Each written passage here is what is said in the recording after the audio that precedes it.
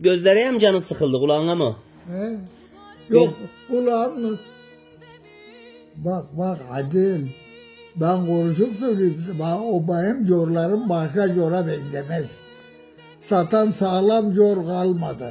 He, doğru. Sağlam dinleyecek cor kalmadı. Anladın mı? Kafaya koyacak. İpe sapa yarama cor hiç duymayayım daha iyi. Dinledin mi? Ya. Göz başka. Sağlam cor kalmadı ki. Dinleyim anı cor kalmadı. Hepsi bütün yalanla yolan kedim al kedim. Ya göz gitti mi namaz gider. Niye desen niye? Niye? He? Hara oturayım, hara kayın, hara basayım, pis mi, pet mi? He? Doğru. Sen çek orada daim, çek. Çekeyim seni de senden o güzel lafları almak için. Sen çekmeyeyim değil de çeken sen. Yok, çekiyorum ben. Ya çekeyim. Şimdi- Bileyim çektiğini.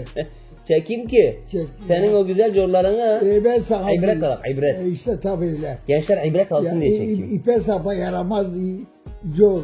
Emme göz sen seni temizleyemem ki ne? Namaz kılasın. Namaz neyden olur? Din, iman. Temizlikten. Din, peklikten, imandan gelir değil mi? Evet. He? Hara basayım, pis mi, pek mi? Abdesthaneye seni kim al gider? Kim seni götürür? Al gider getirirsen kolay değil. Ya. Kulak verecek kulak. Hiç duysan duymasa kıymet. Peki bu dizlerinin, kulaklarının, gözlerinin böyle olması, acaba sen diyeyim gençlikte çok mu harcadın bunları diyeyim? Hevam ettin gözlerini, kulaklarını, dizlerini. Çok mu çalıştın? Çok mu yoruldun? Çok çalıştım. Niye? Çok çalıştım. Bugünleri hiç düşünmedin mi yaşlılığı? Ya kardeşim sen ne söylüyorsun? Yani hiç mi demedin ben yaşlanırım bir gün, bu kadar ağrı tutmayayım, bu kadar işi tutmayayım? Çok çalıştık. Gözlerimiz de sadece işte belli. Nasılsa belli oldu. Ulan yaş da aldı yerini, yaş aldı yerini. İyi dinle. Dinleyeyim. Şunları görür mü? Bunlar kimi? He, bu gençler kimidin? He. Ben bunlar kimi? Ben burada cercer döverdim. Benim bostanımız var. Bostanımız sen görülmemiş. Bostan var. Bostanımız kavun. He. Kavunlar böyle kavunlar. Böyle. Ulan ben dedim bu kaç günden beri ben bostana kavuna gitmeyeyim ya. Cerceri kuarttık iki tane cerceri kuarttık gün aşı yakında şurada köy şarkında hücum ettim gitti. Hiç durma yok bana. Bak iyi dinle bunu. Baktım gittim yine. Davşan mı? Bu kavunları netmiş davşan kavunları. Davşan kavunları bütün yaralamış. Gelip gitmeyik ya. Davşan kavunları yaralamış. Ben çıktım.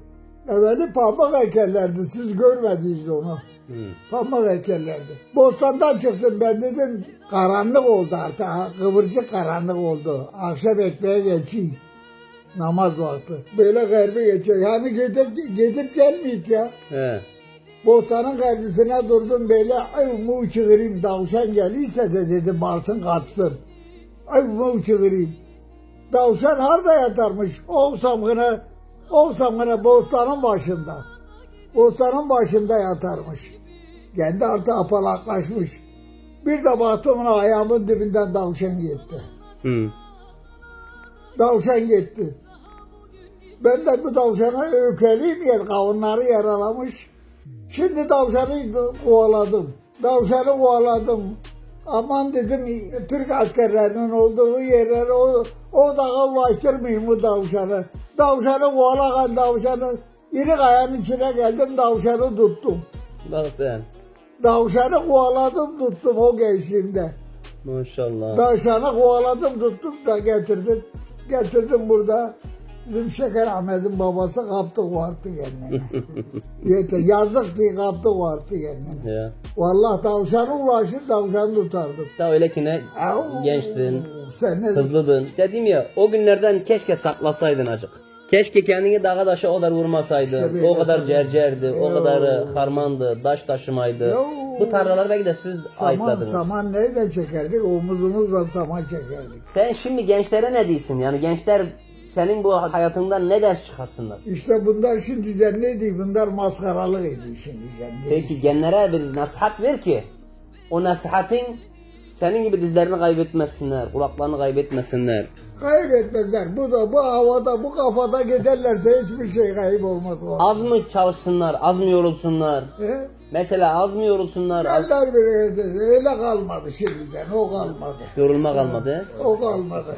O çalışma kalmadı. Maskaralık oldu. Maskaralı. Maskaralı.